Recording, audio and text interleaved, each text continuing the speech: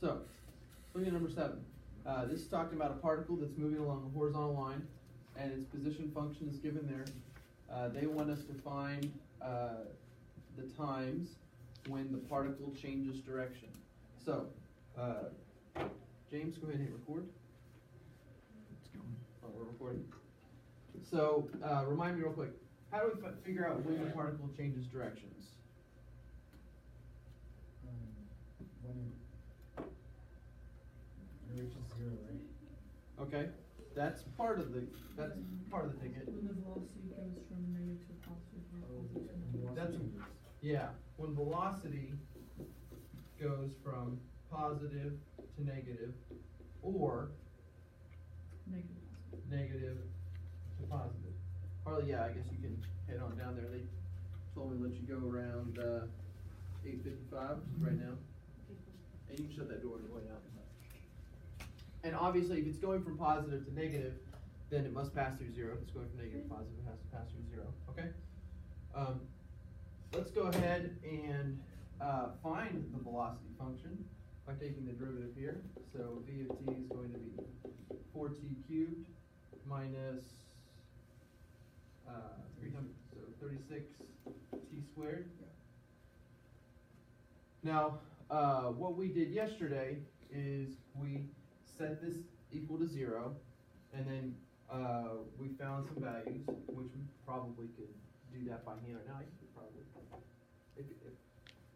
How would y'all solve this for t? I put out t squared and left 4t minus 36. Right, I'm gonna do one better though. I'm gonna actually pull out a 4t squared, leaving t minus 9. And then I set both those to 0. Yeah, okay, so this either 4t squared equals 0, or t minus 9 equals 0, which means that either t equals 0 or t equals 9. So, you know what, we'll just keep running through this. This is the way that we solved this type of problem yesterday. And then I'll show you how to do this just looking straight at the graph. Okay? So if you remember, we did this thing called a sine table or sine chart or whatever, where we're looking at the velocity. We know that at 0 and at 9 seconds, 0 seconds, 9 seconds, the velocity is 0. So this is kind of be our, you know, these are our t values. Time t equals 0, the velocity is 0.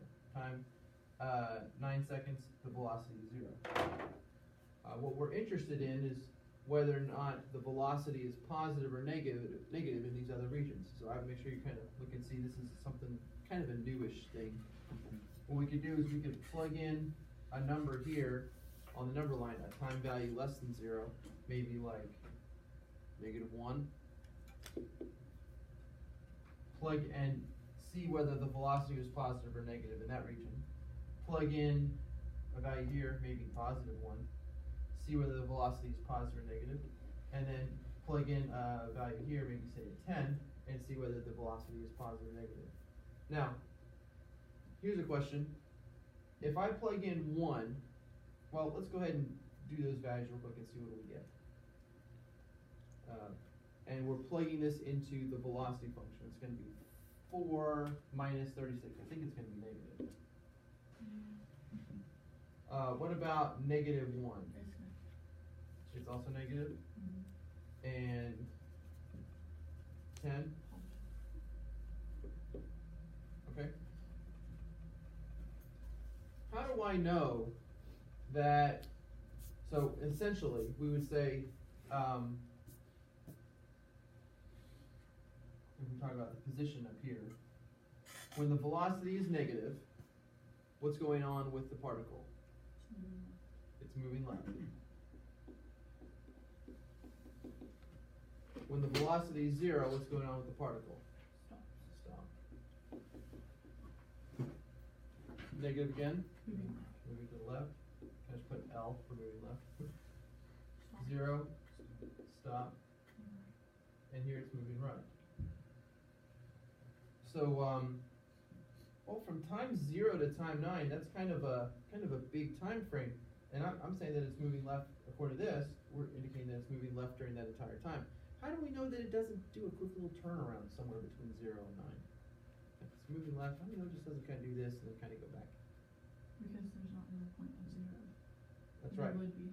That's right. There's not another point where the velocity equals 0 during that time. Because if it was moving left, and then just, turn around just real quick and kind of come back around, there would actually be 2 spots there where the velocity would 0, or the velocity would equal 0.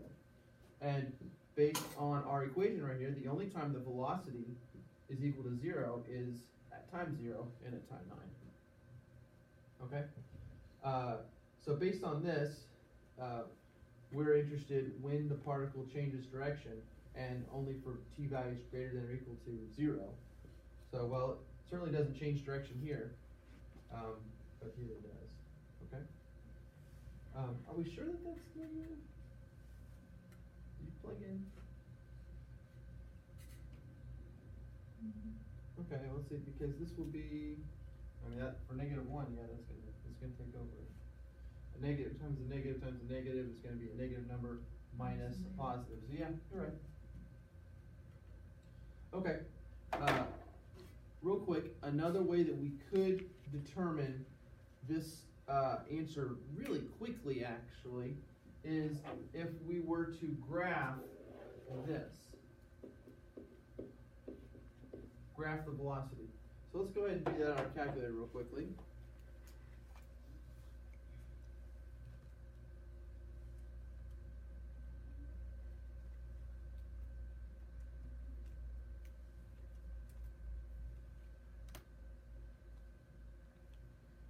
Based on your mathematics knowledge, what is this graph going to look like? 4t squared minus 36t squared. Or sorry, 4t cubed.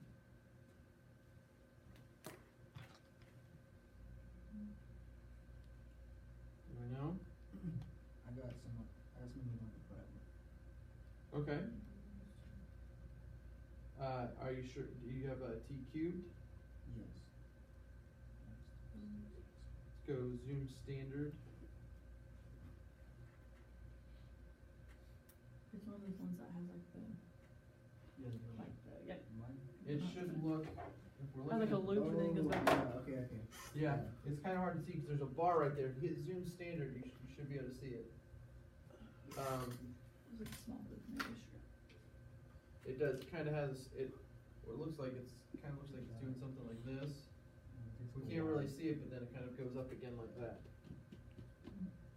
This is the velocity function. Okay?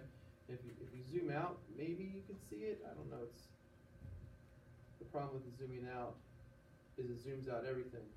I think probably a more friendly window would be like on the x's from -10 to +10. So we're going to change your window from on your x minimum -10 to +10, and then maybe on your y value -50 to +50.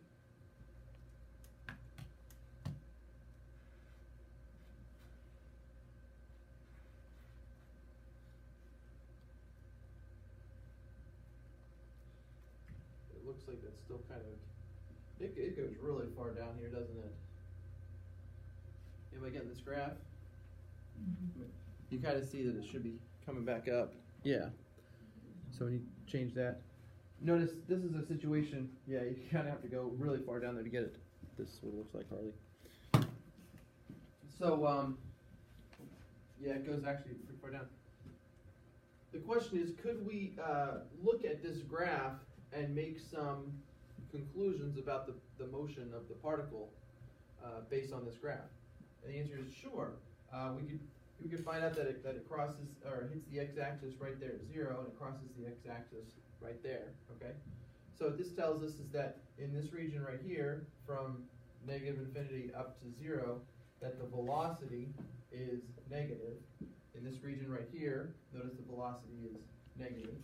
At that point right there, the velocity is 0. At this point here, the velocity is 0. And from here onward, the velocity is positive. Which, if you want to think about the position function that, or the what's going on with the actual particle, Here we'd say it's moving to the left, here we'd say it's stopped, here we'd say it's moving to the left again, here we'd say it's stopped, and then over here we'd say it's moving to the right, based on the fact that, you know, it's above the x-axis here, below the x-axis. Does that make sense? So that's another way. You're essentially doing the same sort of analysis, but you're looking at the velocity graph and making conclusions about it. Okay?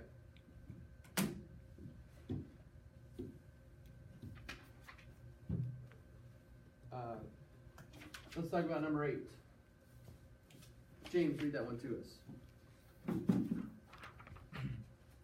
A particle moves along a horizontal line. Its position function is s of t for t is greater than or equal to 0. For each problem, find the intervals of time when the particle is moving left and moving right. Alright. So anybody have ideas on how we might take care of this one? Gracie?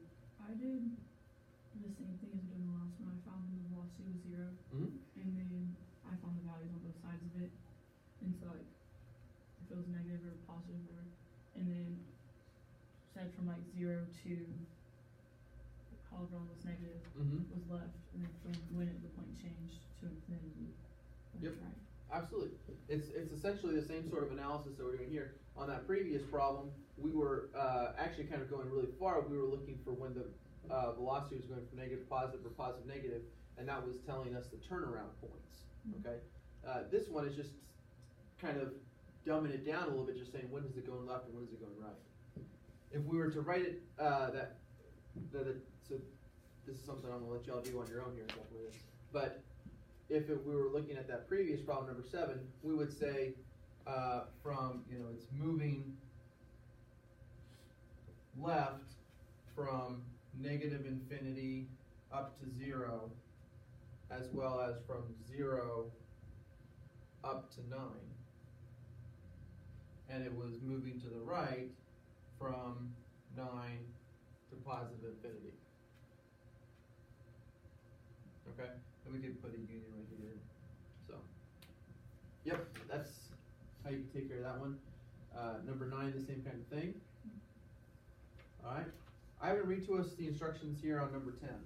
A particle moves along a horizontal line. Its position function is s of t for t is greater than or equal to 0. For each problem, find the times t when the acceleration is 0 and the intervals of time when the particle is slowing down and speeding up. Okay? So, Gracie answered that last one. Somebody else. How can I find when the acceleration is equal to 0? When the velocity is constant. Okay. I could find when the velocity is constant. Why not also just find the acceleration formula and set it equal to 0 and solve for t? Does that make sense? Okay. It might be that it's always 0, or it might be that it's, you know, yeah, never. Well, if the acceleration, oh yeah, it might be that it's never 0. It could be a constant negative or positive number. Yeah, constant acceleration. Yep. Okay. So it might be never in terms of when the acceleration is 0. Like for instance, if something's in free fall, acceleration is never 0. Even when you're throwing it up, it's accelerating downward constantly. Okay. What about this? It says the intervals of time when the particle is slowing down and when it's speeding up. We talked about this a little bit yesterday. What was the condition for speeding up? The velocity and the acceleration have to have the same sign. Mhm. Yes. They both have to be positive or both negative. Velocity, acceleration, both have the same sign. So if you have like a velocity sign chart, like pluses and minuses, and you have an acceleration sign chart, and you find that, for instance, the velocity is positive here, negative here, positive here, but the acceleration, say, is always positive, then the region where it would be speeding up would be this region and that region. Make sense? Speeding up. What's going on in this region where the velocity and the acceleration have opposite signs? Slowing down. Slowing down. Okay? That's one way that you could attack this problem. Find the velocity, find the acceleration, do this find out where they're equal to 0, and do the sign chart here and do that sort of analysis. However, there is also another way, and I would argue somewhat of an easier way, of finding out when the when the particle is speeding up and slowing down. And you can do that by looking at the graph of something, okay? Specifically, looking at the velocity versus time graph, okay? Now I'm going to just draw a generic one here. You might want to put this on your notes or whatever. Talk to me about one of the situations where if the velocity and the acceleration are both positive. Velocity and acceleration are both positive. What would that look like on a velocity graph? It would be rising. It would be rising, okay? So I'll just put it here. Because notice, velocity is positive, which means we're above the y-axis. How do I know that the acceleration is positive? Because it's changing positively. Okay, because it's changing positively.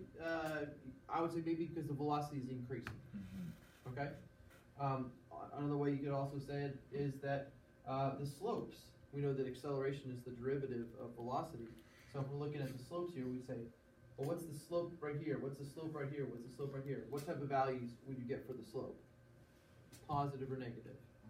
Positive. So velocity is positive values, and the slope are all positive. So here, this would be a situation where we are speeding up. Also, if you just thought about it, it's going 10 meters per second, 11 meters per second, 12 meters per second. See what I'm saying? What would it look like if the velocity and acceleration were both negative?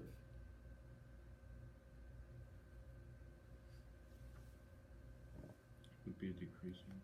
It would be decreasing. The velocity would be decreasing, so that means it would be going down. That would take care of the negative acceleration. Mm-hmm. How would I indicate that the velocity was negative? It's on the negative x. Yeah, it would be down here. So in this region right here,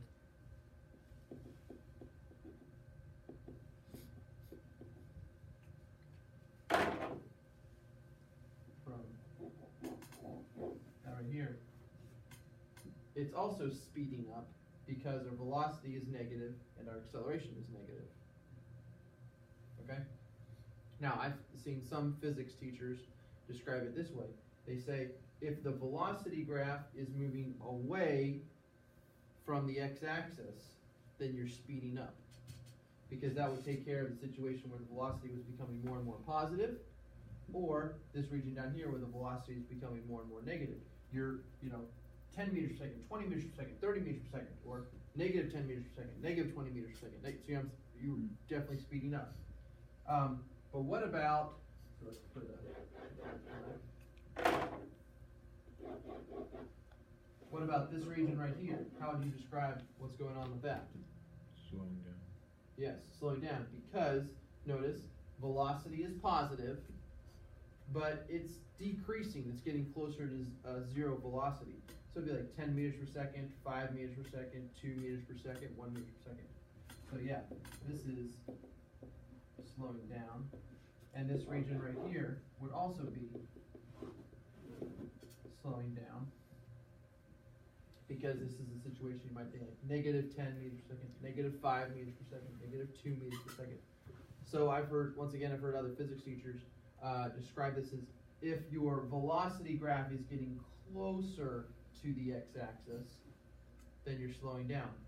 Now, the problem is if you just memorize it in those terms, then it's probably are not understanding the fullness of what, what's going on with the velocity and stuff like that. But, we can think of it, velocity is getting more and more positive, or if velocity is getting more and more negative, then we're obviously speeding up. If the velocity is getting closer to zero, then you're slowing down. Whether or not you are moving to the right, or whether or not you're moving to the left, okay? So, one way of utilizing that concept is to find the velocity graph, and then just look at the velocity graph. When is the velocity graph going up, and when is the velocity graph going down, positive, negative, stuff like that, and that can tell you very quickly. Let's do that on this one real quick. So the velocity is going to be negative 2t This one's not really gonna work. plus 13. What's that? This one's not really gonna work. It's gonna be doing something somewhere, won't it? It has a constant acceleration of negative 2. Okay, well that's no big deal. So, well, this particular graph, negative 2t plus 13, what does that look like? A negative linear line with Okay. a y-intercept of 13. Why is it 13? So there's 13, and it's going down like that, right? Mhm. So, this region right here, Is slowing slowing down. down. This region right here, speeding up. Yeah, I mean, it doesn't have slowing up, speeding down, speeding up, but we've got at least we have two scenarios. How do I know what that magic point is where it went from slowing down to a complete stop to then speeding up again? Velocity 0. Yeah, it's where the velocity equals 0. So that's where this equals 0. So what I'll do is I'll subtract 13 from both sides, then divide both sides by negative 2, and I get t equals 13 over 2. So 6.5 seconds.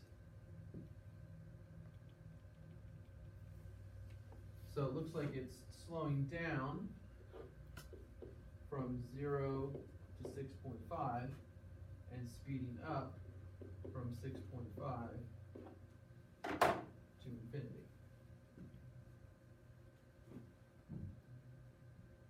I feel like we've talked about like a lot of different concepts, but they're all related, and they're all just kind of different ways of thinking about it. We've talked about the derivative of looking at the functions and saying the derivative position is velocity, the derivative velocity is acceleration. We've talked about these sign charts, about finding the plus and minus, finding where the velocity or acceleration is positive, negative, and seeing how that tells us some things.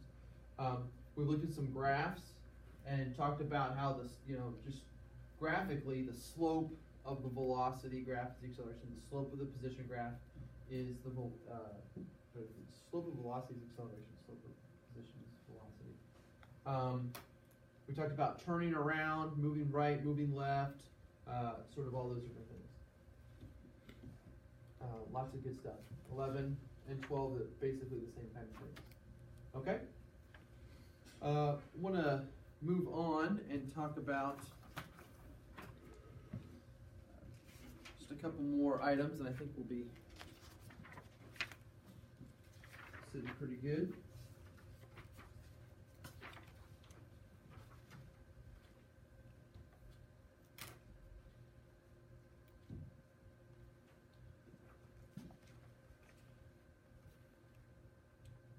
All right, some ideas that this next document is going to cover.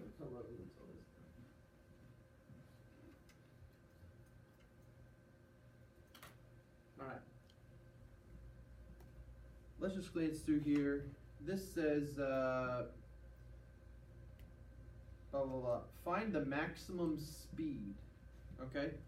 So, just to cover a little bit new vocabulary before we start looking at these specific problems. Speed. We mentioned yesterday, the other day, what is speed?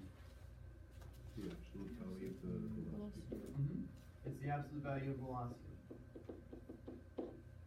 So how could you find out when the max speed is? Is that the highest, I would say the maximum or the minimum of the velocity graph. Yeah, okay.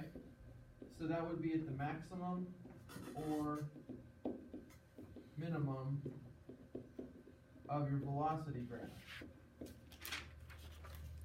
So if you had a velocity versus time graph that looked like this, your candidates for the maximum speed are going to be this point right here, this point right here, and that point right there. You might say, well, why is this guy a candidate? Any reason why? It's because it's the minimum. Yeah, it's minimum. If and speed doesn't care whether you're traveling left or right. It's the absolute value of that. So maybe I should have drawn this. It could be really confusing, or to really hammer it home there. I could draw this like something like that. In which case, this would be definitely a contender. My velocity at this point might be like negative 100 meters per second. My velocity here is maybe 20 meters per second, and my velocity here is 30 meters per second. And so you might say, well, 20 and 30 are bigger than negative 100. Yeah, they are, but not when you take the absolute value.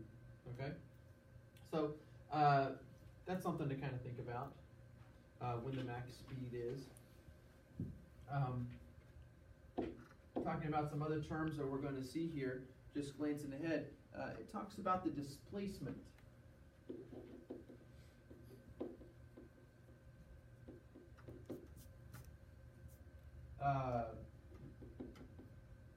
From time 0 to time 10.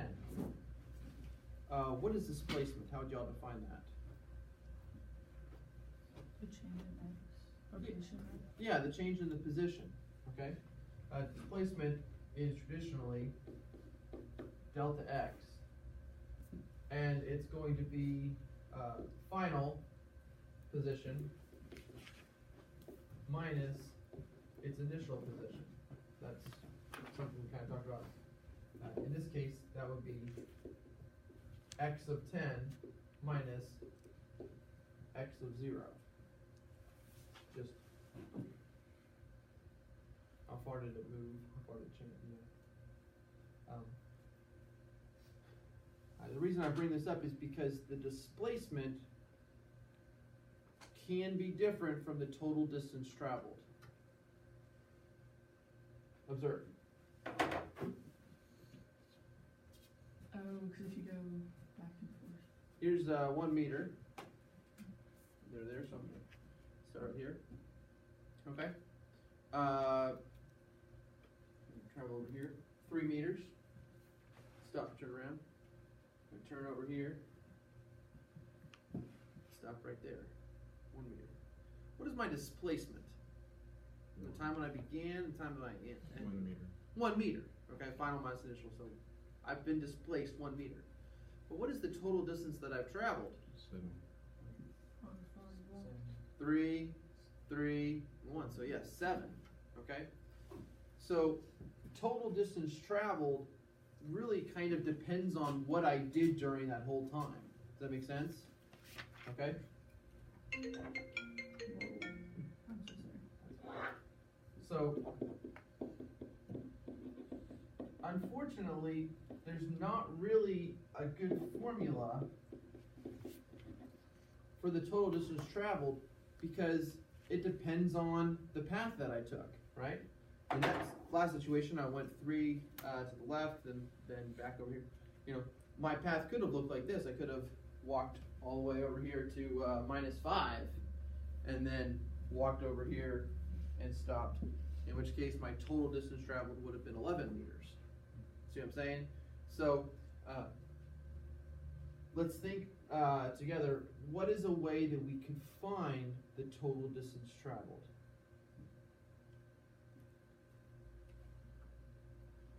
What are some Look at the X. we could just, if we had a graph, we could say, I went over here, and then he went over here, and then he went, and you basically have to every time I stopped and turned around, that's like, A section. you've gotta look at that. So for instance, if I started right here and I went this way and then I turned around and went over here and then I went over there and turned over, you know what I mean? I've gotta have to figure out what's the distance from, we'll call this x0 to x1. Then I've gotta figure out the distance from x1 to x2, and then I've gotta figure out the distance from x2 to x3. Right? So total distance traveled is pretty much, it's the summation, of the displacements In fact, it's not even the summation of the displacement, it's sort of like the summation of the absolute value. Well, it's not even that. Because if I sum up the displacements, then I'm just gonna get my overall displacement. It's the summation of all of the little trips that I make. You know what I mean?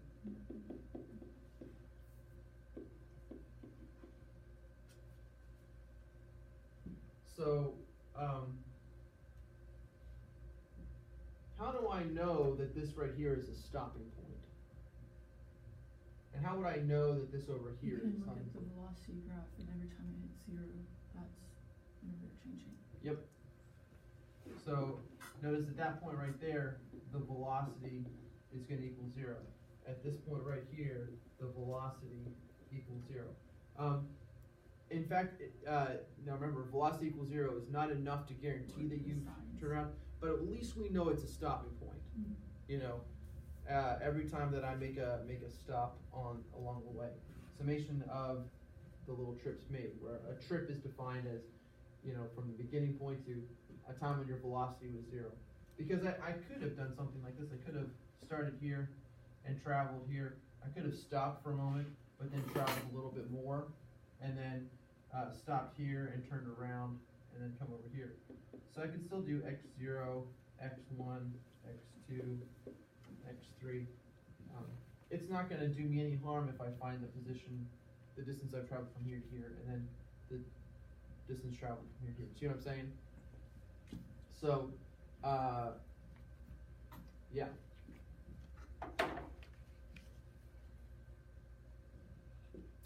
And that's pretty much how we're going to solve that. So, total distance traveled. Yep.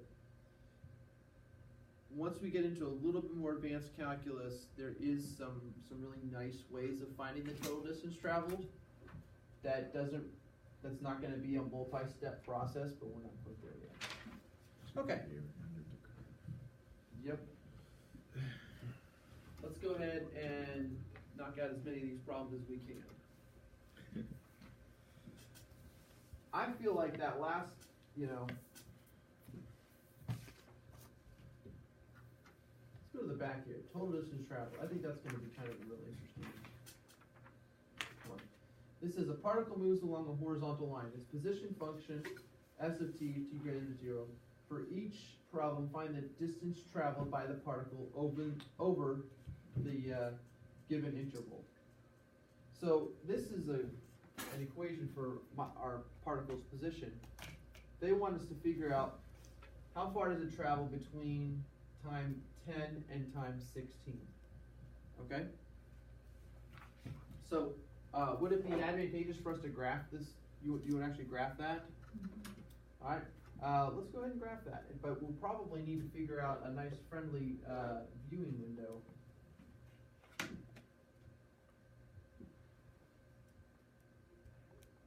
So negative x squared plus 23x minus 120.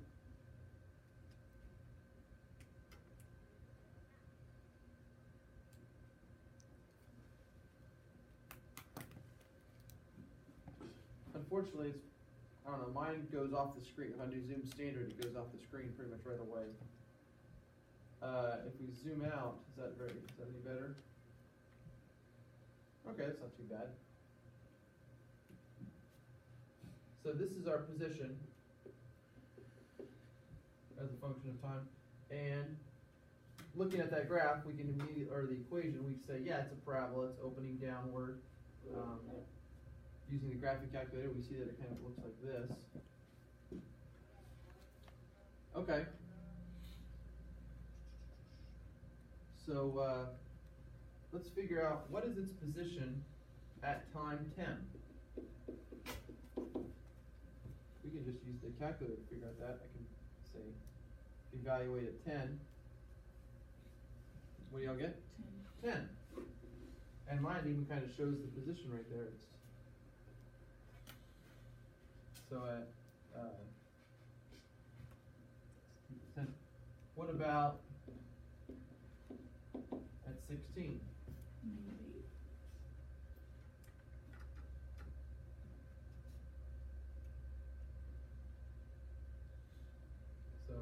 equals 10, we're right here. At t equals 16, we're right here.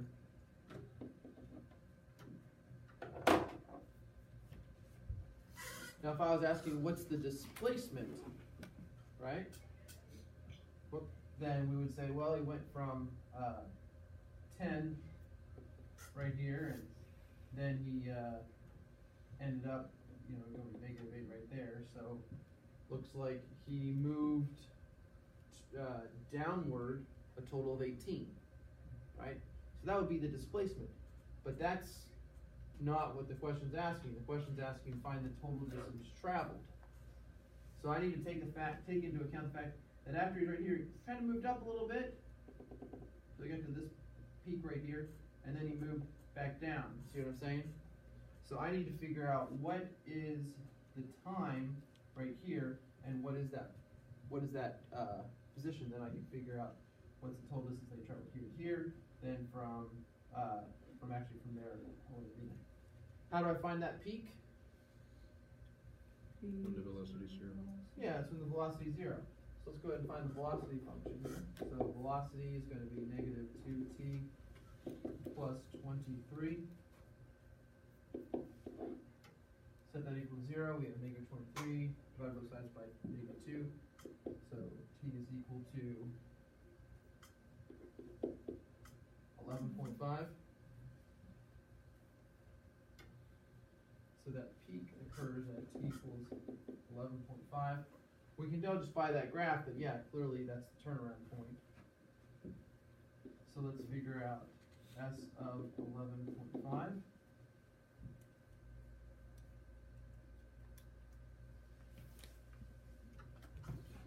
And I get 12.25.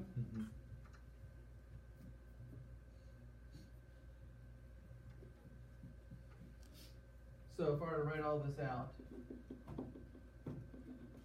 total distance traveled is going to be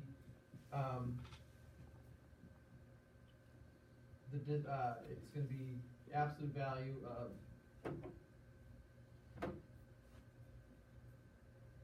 where he was at 11.5 minus where he was at 10 seconds plus, so that's going to be the length from here to here, how far he traveled, which this graph is really good.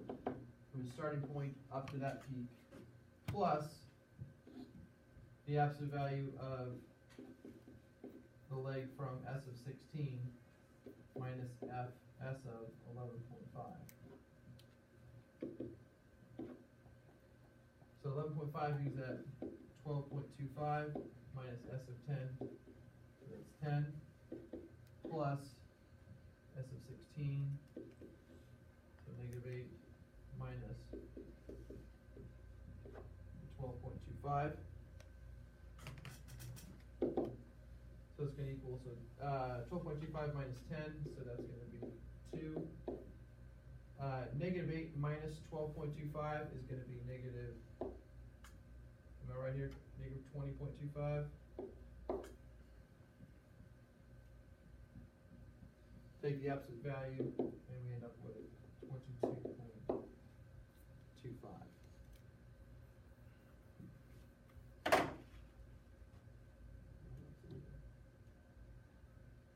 What am I getting 22.25? They're saying because 12.25 minus 10 is 2.25. You need to show 22.5. Yeah, what did I do wrong here? Something doesn't seem right. It's all right. You just said that the total Yeah, like on the top. that top one should be 2.25. The 12.25 minus 10 should become 2.25, not just 2. Oh, okay. Oh yeah, okay. 2.25. So the 2.25 minus or plus the 20.25 was.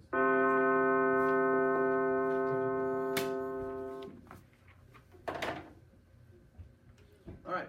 I'll give you tomorrow in class to finish up, answer any questions, and we're looking at a quiz over motion on Thursday. Yes. How did you find the exact values?